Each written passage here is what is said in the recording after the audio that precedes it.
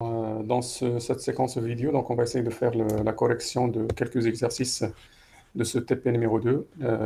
Donc je vais vous proposer la solution des exercices qu'on a vus bien sûr dans la dernière séance du TP et aussi les autres exercices qu'on n'a pas eu à faire dans cette séance. Alors donc le premier exercice, donc on l'a déjà vu euh, dans le, dans le premier TP concernant le debugger. Donc c'est pour l'affichage d'un message sur écran. Donc, je vais expliquer la solution de l'exercice 2 concernant l'affichage d'un message 10 fois, c'est-à-dire la simulation d'une boucle for. Et voilà, donc en utilisant bien sûr l'étiquette et l'appel bien sûr à l'étiquette lorsqu'une condition elle est vérifiée. Donc, je vais lancer.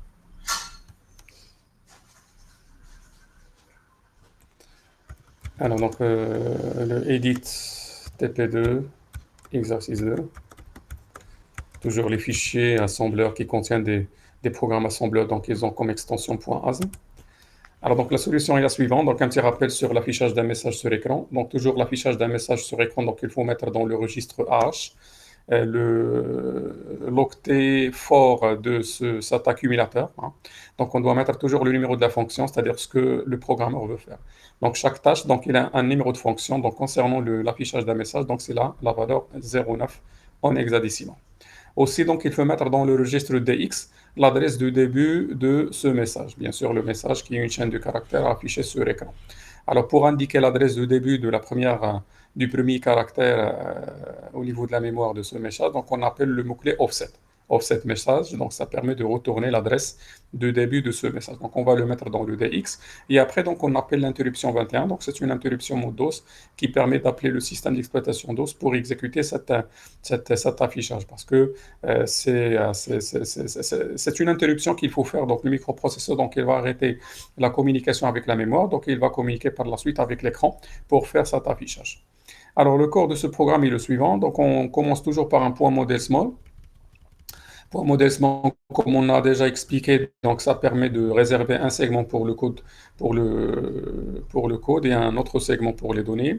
La partie point data pour la déclaration des données. Donc on a une seule donnée, une seule variable. Donc la variable c'est le message et le type de la variable donc c'est un DB, donc c'est sur un octet.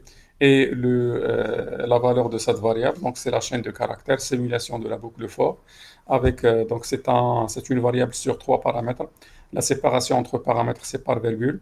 Le deuxième paramètre, donc, c'est un code ASCII. Donc, si vous n'avez pas, bien sûr, de guillemets, c'est-à-dire que c'est une valeur en code ASCII, et cette valeur, donc, c'est 0,10. Donc, si vous allez consulter la table ASCII, vous allez trouver que c'est un retour chariot. C'est-à-dire que lorsqu'on va afficher le message, donc, on va bien sûr faire un retour à la ligne suivante.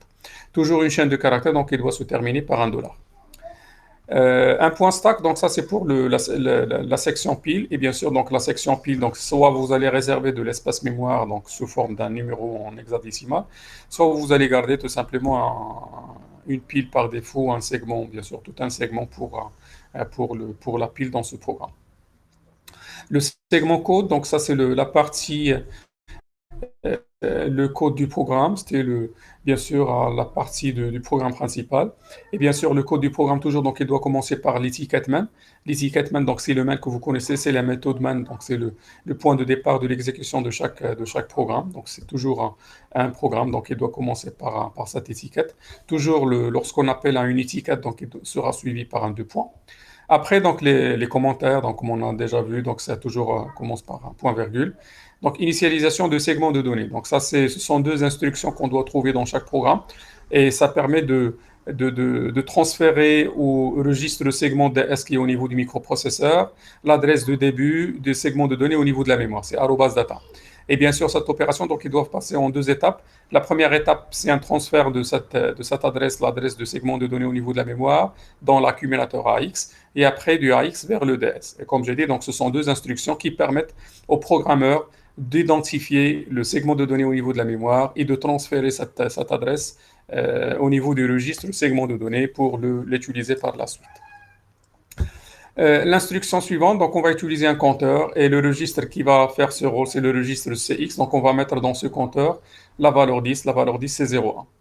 Et après, donc, mettre dans le AH le numéro de la fonction, le 09. Et bien sûr, ce 09, c'est c'est l'adresse de début de, ah, pardon, c'est le numéro de la fonction pour l'affichage d'un message. Après, donc, on met dans le DX l'adresse de début de message, il y a un offset message. Et après, donc, j'appelle un Unity4for. Donc, l'Unity4for ici, donc ça, c'est un identificateur utilisateur, c'est-à-dire que vous pouvez donner ce que vous voulez comme nom. C'est pas un mot-clé, donc for ou boucle ou loop ou d'autres choses. Donc, vous pouvez bien sûr, hein, comme j'ai dit, donner ce que vous voulez comme nom. À l'intérieur, donc, après l'appel à cette étiquette, donc on a l'interruption 21. Bien sûr, lorsqu'on fait l'interruption 21, donc à ce moment-là, donc le programme, le langage, donc il va essayer de voir le numéro de la fonction demandée par l'utilisateur. Donc il va trouver que dans le hash, on a 09, c'est-à-dire l'affichage d'un message. Il va essayer de chercher l'adresse de début de ce message dans le DX, donc il va trouver le offset message. Et voilà, donc il va l'afficher sur écran. Après, donc, on va décrémenter le CX, c'est-à-dire un CX qui reçoit CX moins 1, donc il devient un 9. Comparer le CX avec 0. Donc, comparer le CX avec 0, c'est-à-dire qu'il va faire la soustraction CX moins 0. Et si le résultat il est plus grand, hein, donc le G, petit g, G, hein, donc ça c'est le jump, le petit g c'est jump, et le G, donc c'est le grand. C'est-à-dire tant que le résultat il est plus grand que 0, je vais revenir à l'étiquette fois. C'est-à-dire de faire une autre itération. Et ça, c'est comme j'ai dit, donc la simulation de la boucle for. Voilà, donc on va itérer 10 fois, et une fois donc le CX il devient 0, donc je vais sortir de cette boucle, c'est-à-dire que je ne vais pas faire le saut, et je vais quitter et sortir de mon programme. Alors, donc je vais exécuter ce programme. Alors un TASM, TP2, exercice 2. Donc c'est pas la peine de mettre l'extension lorsqu'on appelle la commande TAS pour assembler. Voilà, donc il n'y a pas d'erreur. Après le T-Link, pour faire l'édition de lien, TP2, exercice 2. Voilà, donc l'édition de lien. Donc je vais essayer d'éclairer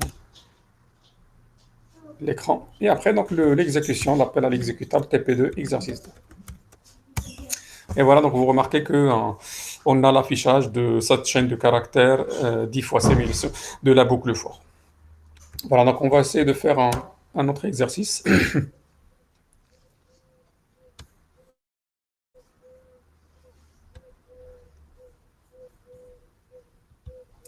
Alors, l'exercice 3, donc écrire un programme en assembleur qui permet d'afficher le deuxième élément d'un tableau de caractères. Alors, à travers cet exercice, donc, on va essayer de voir la manière comment afficher un caractère sur l'écran, donc avec un autre numéro de fonction, bien sûr, qu'on doit mettre dans le hash. Et aussi, donc, on va essayer de voir comment identifier un opérand de mémoire au niveau de la mémoire. Bien sûr, donc si vous vous rappelez au niveau du cours, donc on a vu de manière importante comment accéder à un opérand de mémoire. Donc la première manière, ce qu'on appelle un adressage direct, c'est-à-dire que voilà, donc on accède à l'opérand à travers son identificateur. La deuxième manière, donc il est appelé un adressage indirect. Et cet adressage, donc, il est à travers la case mémoire où on a cet opérand de mémoire. Et bien sûr aussi au niveau de l'adressage indirect, donc il y a plusieurs manières de faire. C'est-à-dire qu'on va essayer de vous proposer dans cet exercice plusieurs solutions pour l'identification, pour la manière comment atteindre un opérand de mémoire au niveau de la mémoire. Alors la solution est la suivante.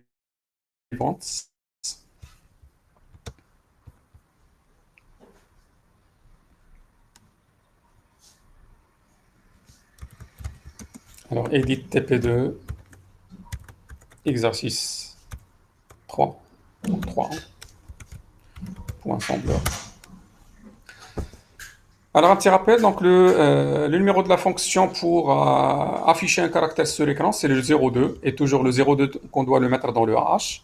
Après, donc le caractère à afficher, donc on va le mettre dans le DS, c'est-à-dire l'octet du poids faible du DX. Donc toujours le registre DX doit contenir le message ou le caractère à afficher. Comme le caractère, donc il est sur un octet, donc on va utiliser qu'un octet de ce registre DX et le DL. Et voilà, donc ici on met le caractère. Donc ce caractère, soit il est identifié par un opérand immédiat, comme on a donné dans cette rappel, donc le caractère il est entre guillemets, soit le caractère, donc il est identifié ou adressé d'une manière directe ou indirecte à partir de la mémoire. Et après, donc on va appeler l'interruption 21 pour exécuter cet affichage. Donc c'est une interruption mode 12. Voilà, donc le corps de ce programme est le suivant. Donc un point modèle small, la même chose. Donc la déclaration maintenant d'un tableau, un tableau de caractères. Donc il est appelé tab. Chaque caractère, il est sur un octet. Le type, c'est DB. Et les caractères de ce tableau sont les suivants. Le premier caractère, c'est le petit f. Le deuxième, c'est le petit e, petit d, petit c, petit b et petit a. Ce qu'on désire afficher, c'est le deuxième élément de ce tableau, c'est-à-dire le petit e.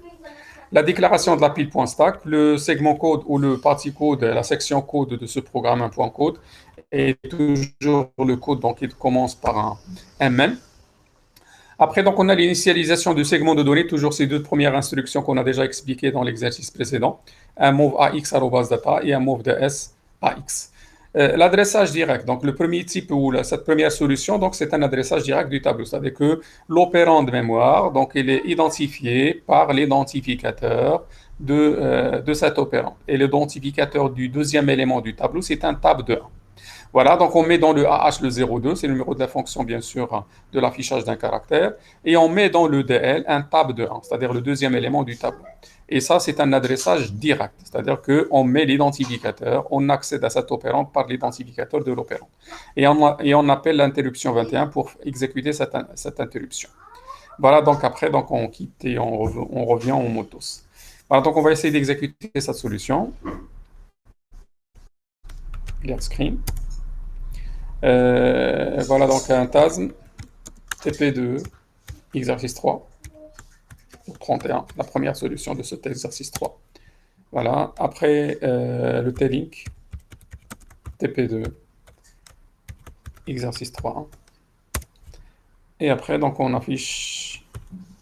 exécute ce programme TP2 exercice 31. Voilà, donc vous remarquez qu'on a le petit e, donc l'affichage de ce caractère qui est le petit e. Alors la deuxième solution, c'est le 32, donc toujours le rappel. Alors, la deuxième solution, c'est ce qu'on appelle l'adressage indirect, c'est-à-dire qu'on va accéder, l'adressage indirect, c'est-à-dire qu'on va accéder à l'opérande à travers l'adresse mémoire de la case mémoire où on a cette opérande. Et cet adressage, donc, elle est basée sur le registre de base qui est appelé le BX. C'est-à-dire que c'est le BX qui va contenir l'adresse de cette opérande mémoire. Et après, donc, on appelle le contenu de cette adresse mémoire. Alors, comment on fait ça? Voilà, donc toujours le AH contient le 02. Après, donc, je mets dans le BX l'adresse du tab plus 1. Offset tab plus 1, donc ça permet d'accéder au deuxième élément, ou l'adresse du deuxième élément de ce tableau. Offset tab plus 1. Voilà, donc le BX, il contient l'adresse de cette case mémoire. Et après, on met dans le DL le contenu de cette adresse. Alors, pour indiquer au langage que le BX, il contient une adresse mémoire et on désire accéder au contenu de cette adresse, voilà, on met les crochets. Donc ça, c'est une règle qu'il faut respecter. Donc c'est que pour indiquer au langage qu'on a une adresse dans un registre et on désire accéder au contenu de cette adresse, on doit mettre les crochets. Donc BX doit être entre les crochets. Et après, donc, on appelle l'interruption 21 pour indiquer, bien sûr, pour exécuter cette interruption. Voilà, donc ça c'est l'adressage indirect. Donc on va essayer d'exécuter cette solution et on espère avoir le même résultat. Voilà, donc un TASM maintenant 32. Pas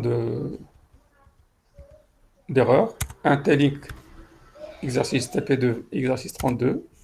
Et voilà donc l'exécution de 32. Et vous remarquez qu'on a le même résultat, maintenant avec un adressage indirect basé sur le registre de base BX. Troisième solution, toujours avec un adressage indirect, 33. Alors maintenant, c'est un adressage indirect. Donc, je vais essayer de descendre un petit peu. C'est un adressage indirect, mais indexé. Indexé, c'est-à-dire que, voilà, donc on utilise un registre index. Donc, on a deux registres index avec le TASM, c'est le SI et le DI.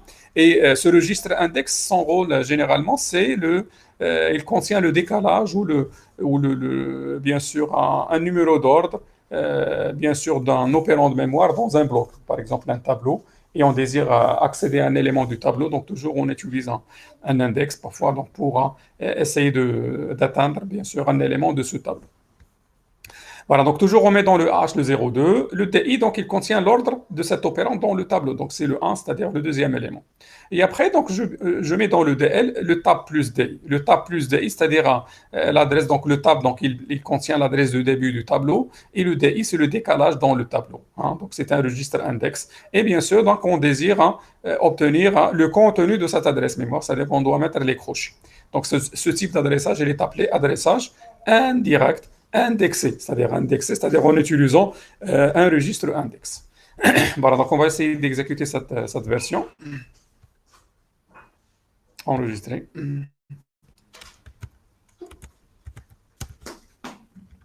Alors, un TASM 33 maintenant, le T-Link 33,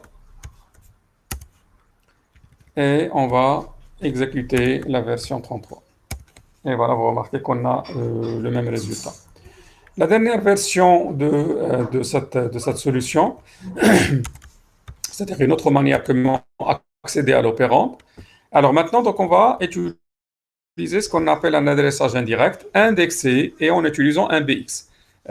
Donc toujours indirect, c'est-à-dire qu'on va accéder à l'opérande à travers l'adresse mémoire où on a cette opérande, en utilisant un registre index et aussi en utilisant un registre de base BX. Alors cette solution, elle est basée sur la chose suivante. Le DI, il contient le décalage dans le tableau, c'est-à-dire le numéro d'ordre de l'opérande dans le tableau. Et maintenant le BX qui contient l'adresse de début du tableau. Au lieu du tab, je vais mettre cette adresse de début du tableau dans le BX. Alors un move DI qui reçoit 1 et un move BX qui reçoit offset tab. Et le DL, c'est-à-dire le registre, bien sûr, qui doit contenir l'opérand à afficher sur écran. Voilà, donc c'est le contenu de ce BX plus DI. BX, c'est l'adresse du début du tableau, et le DI, c'est le registre index qui contient le décalage dans ce tableau ou le numéro d'ordre de l'opérand dans le tableau. Voilà, donc on va essayer d'exécuter cette version aussi. C'est la version 34. Un TASM 34. Le T-Link 34 et l'exécution du 34. Et voilà, donc vous remarquez qu'on a le même résultat, c'est-à-dire l'affichage de ce deuxième élément qui est le petit. Voilà, donc on fait un autre exercice.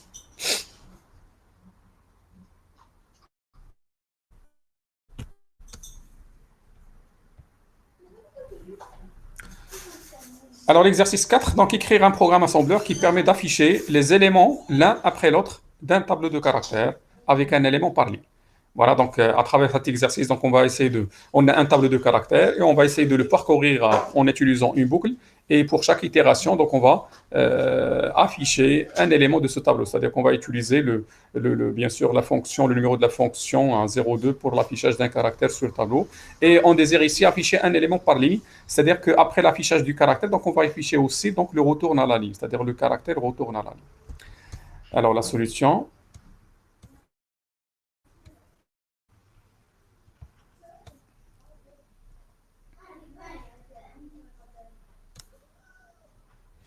Alors, un init TP2 exercice 4 point assembler. Voilà donc un point modèle small. Donc la déclaration, la section point data. Donc on a la déclaration d'un tableau tab. C'est un tableau sur bien sûr le type. Chaque élément il est sur un caractère, un octet. Les éléments du tableau donc sont le petit r, petit e, petit d, petit c, petit b, petit a. Chaque élément il est entre guillemets et les éléments donc ils sont séparés par virgule. Une petite remarque importante, c'est que pour retourner la taille du tableau, on utilise la syntaxe suivante. Donc le petit n, c'est une variable qui va contenir la taille du tableau. La syntaxe est la suivante. Le type de cette variable, c'est sur un octet db. Et voilà, donc la syntaxe, c'est $-tab. $-tab, donc c'est une syntaxe qui permet de retourner la taille du tableau en octets, c'est-à-dire le nombre d'octets dans la mémoire réservée pour ce tab. Ça, c'est très important. C'est que on a la possibilité, le TASM, il nous donne la possibilité de retourner, de connaître la taille en mémoire d'une variable. Et bien sûr, cette taille, donc, il est donné en octets. Voilà, donc cette taille, donc, on va la mettre dans le petit n. Et la syntaxe, donc, il est la suivante, c'est $-tab. Alors, je précise la chose suivante, c'est que le dollar moins tab, ça donne la taille en octets d'un tableau. C'est-à-dire que si les éléments, donc, ils sont déclarés comme ici, donc ils sont déclarés sur un octet DB, alors sa taille, c'est exactement le petit n, donc il contient exactement le nombre d'éléments. Mais si par hasard, donc si je vais déclarer par hasard un tab, c'est DW, et bien sûr, vous connaissez que le W, c'est 2 octets par élément. Alors à ce moment-là, le n, donc il va contenir 2 fois le nombre d'éléments du tableau, parce que chaque élément, il est sur 2 octets. Et le n, comme j'ai dit, donc il retourne le nombre d'octets d'un tableau. Le nombre d'octets, c'est-à-dire hein, la taille du tab en octets. Si par hasard, donc chaque élément il est sur 2 octets, il va nous donner 2 fois le nombre d'éléments. Mais dans cette solution, donc on a chaque élément il est sur un octet. Comme le tab, donc il contient le nombre, ou le petit n, il contient le nombre d'octets du tab, donc c'est exactement le nombre d'éléments. Alors, le programme est le suivant, ou la section code est la suivante. Voilà donc toujours l'initialisation du segment de données. Après, je vais mettre dans le CL le petit n. Le CL, c'est l'octet du poids faible du compteur CX. Voilà, donc comme j'ai déclaré le petit n, il est sur un octet, donc je ne peux pas utiliser les 2 octets du CX, donc je vais utiliser qu'un seul octet, c'est l'octet du poids faible. CL, donc il contient le n, c'est un transfert, le move. Après, donc je mets dans le BX l'offset tab, c'est-à-dire l'adresse du premier élément du tableau, donc dans le BX. Et après, je mets dans le AH le 02, c'est-à-dire le numéro de la fonction concernant l'affichage d'un caractère. Et maintenant, donc, je vais appeler Unity 4 for pour simuler une boucle dans laquelle je vais afficher un élément par table. Alors, le premier élément que je vais afficher, donc je vais le mettre dans le DL. Donc, le DL, il contient le contenu de l'adresse BX, c'est-à-dire l'adresse qu'on a dans le BX, c'est-à-dire l'adresse du premier élément du tableau. Donc, je vais le mettre dans le DL, c'est-à-dire le premier caractère. Et j'appelle l'interruption 21 pour l'afficher sur écran. L'interruption 21, donc, il va essayer de voir ce qu'on a dans le AH, donc le AH02, c'est-à-dire l'affichage d'un caractère. Ce caractère, donc, il est dans le DL. Voilà, donc, on va l'afficher sur écran. Après, donc, je mets dans le DL le 0A, c'est-à-dire le retourne à la ligne, et j'appelle toujours l'interruption 21 pour afficher ce caractère qui le retourne à la ligne à l'écran. Alors vous remarquez ici que ce n'est pas la peine d'appeler une autre fois le AH reçoit 02 parce qu'on a toujours un affichage d'un caractère. Donc j'ai mis dans le AH le 02 à l'extérieur de la boucle, et à chaque fois, donc j'appelle l'interruption 21. Donc le langage, donc il va toujours consulter le AH pour connaître quelle est la fonction demandée, et toujours il va trouver le 02 concernant l'affichage d'un caractère. Alors, une fois qu'on a affiché le retour à la ligne, je vais incrémenter le BX. Incrémenter le BX, c'est-à-dire passer au caractère suivant, parce que le BX, donc, il contient l'adresse du premier élément. Incrémenter, c'est-à-dire passer à l'octet suivant, l'octet pour le caractère suivant. Et après, décrémenter le CL. Le CL, c'est le compteur. Le compteur, bien sûr, CL, donc, il contient le nombre d'octets, c'est-à-dire le nombre d'éléments. Et à chaque fois, donc, je vais le décrémenter pour passer, bien sûr, voilà, donc, pour faire une autre itération. Et voilà, donc je vais comparer par la suite le compteur avec 0. Si il est plus grand, donc ça on l'a déjà vu, voilà, donc je vais retourner à l'étiquette for. Sinon, c'est-à-dire mon compteur il devient 0, je vais quitter et je ne vais pas faire le jump, c'est-à-dire le saut. Et voilà, donc je vais passer à les 2 dernières instructions pour quitter et revenir au modus. Voilà, donc ça c'est la solution à cet exercice et on va le tester sur l'invite du modus. Alors le TASM TP2, exercice 4. Pas d'erreur. Le T-Link, TP2, exercice 4. On a l'édition de lien. Et après, donc l'exécution, TP2, exercice 4. Alors, vous remarquez qu'on a l'affichage d'un caractère de ce tableau, un caractère par ligne. Et voilà, donc une fois donc, on termine l'affichage, on quitte et on revient en modus. Donc, on a un petit f sur une ligne, le petit e, le petit d, le petit c, le petit b et le petit a. Alors, on passe à l'exercice suivant.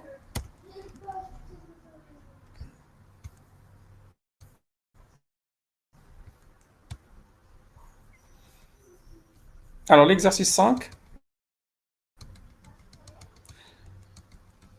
Alors, écrire un programme assembleur qui permet de lire et d'afficher des caractères tant que le caractère lu est différent de $. Voilà, donc dans cet exercice, donc on va essayer de lire et d'afficher des caractères. Donc voilà, donc à travers cet exercice, donc on on verra donc la manière comment lire un caractère à partir du clavier, c'est-à-dire la saisie à partir du clavier. Donc, on va parler de deux numéros de fonction concernant la lecture avec écho et sans écho.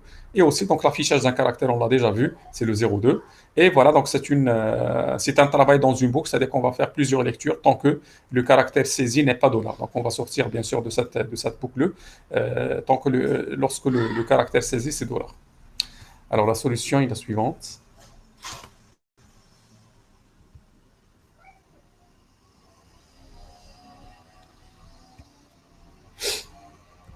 Alors, edit, TP2, exercice 5, point assembleur. Alors, un petit rappel, donc la saisie d'un caractère sans écho. Alors, bien sûr, lorsqu'on parle de sans écho, c'est-à-dire que le caractère saisi, elle n'est pas affiché sur l'écran. Alors, le numéro de la fonction, c'est 0,8. Ça, c'est pour la saisie sans écho.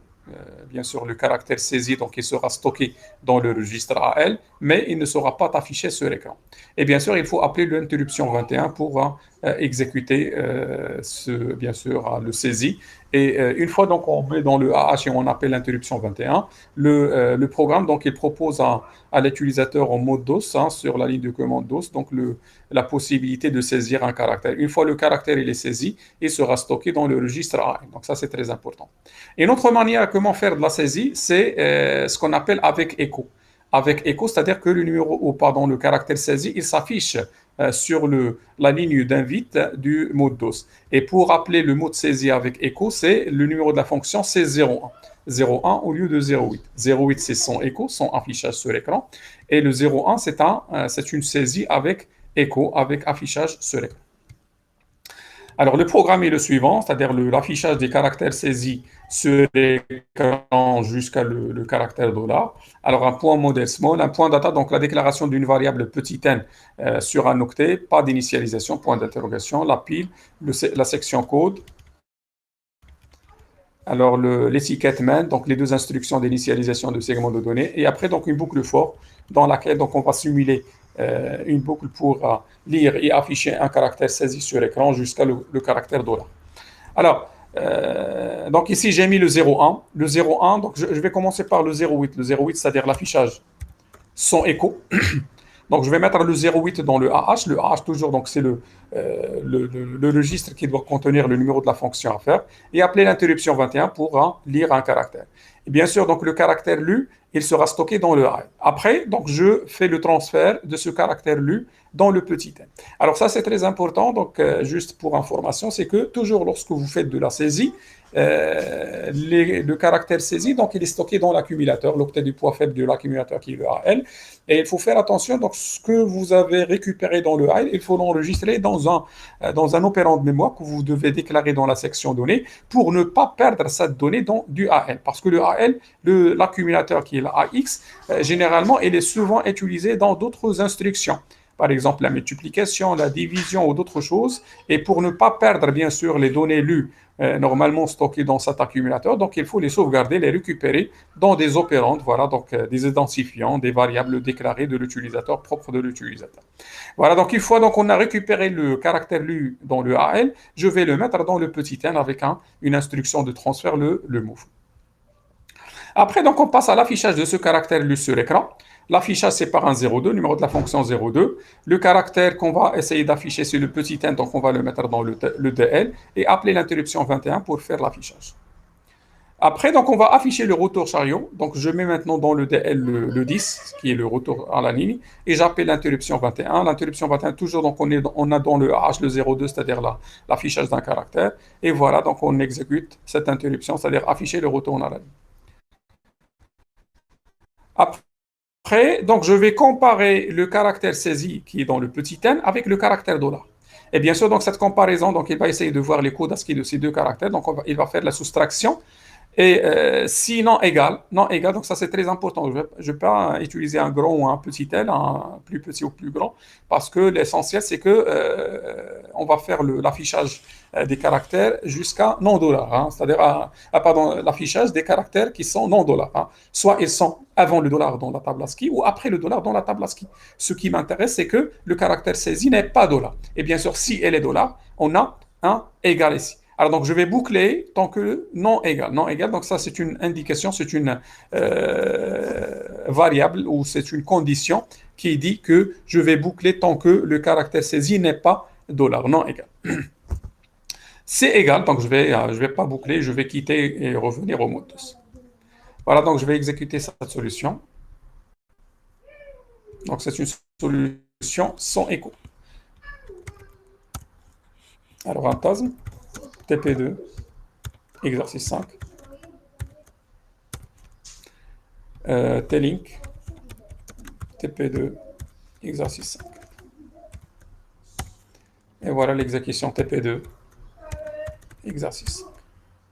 Voilà, vous voyez que le programme, donc, il attend la saisie d'un caractère. Donc ça, c'est une saisie sans écho, parce que ce que vous voyez ici, c'est un affichage demandé par un 02, la fonction 02. Mais l'affichage du caractère au moment de la saisie, donc il n'y a pas d'affichage. Voilà, donc les caractères, donc je peux bien sûr boucler ici tant que le caractère saisi, c'est $, qui me permet de sortir de cette boucle. Voilà, donc je vais essayer de voir maintenant la saisie avec écho. Edit. Donc je vais changer le numéro de la fonction au lieu de 0,8, donc je vais mettre le 0,1. Donc 0,8 ici, je vais mettre le 0,1. Alors sauvegarder. Et, pardon.